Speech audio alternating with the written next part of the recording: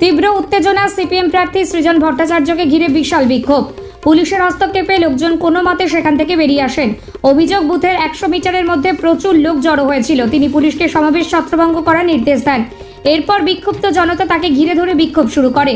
মারধরের সময় তাকে উত্তেজিত হতে দেখা যায়। যাদবপুর লোকসভা কেন্দ্রের অন্তর্গত বারুইপুর পূর্ব বিধানসভা কেন্দ্রের অধীনে অবস্থিত 153, 154, 155 এবং 156 নম্বর বুথের বাইরে উত্তেজনা।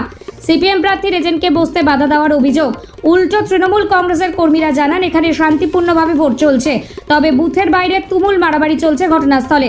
তৃণমূল কর্মীরা বলছেন এখানে শান্তিপূর্ণভাবে ভোট হচ্ছে। প্রার্থী সৃজন ভট্টাচার্য এসে উত্তেজনা সৃষ্টির চেষ্টা করছেন।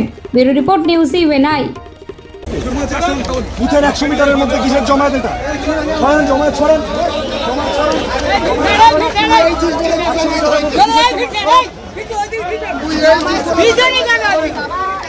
ভোটটা হয়ে গেছে।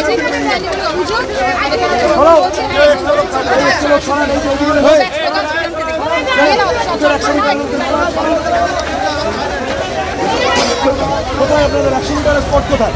পুলিশের কে আছে? এই দাদা, এই পুলিশের কে আছেন? 100 মিটারের মধ্যে 100 মিটারের মধ্যে কিসের জমা?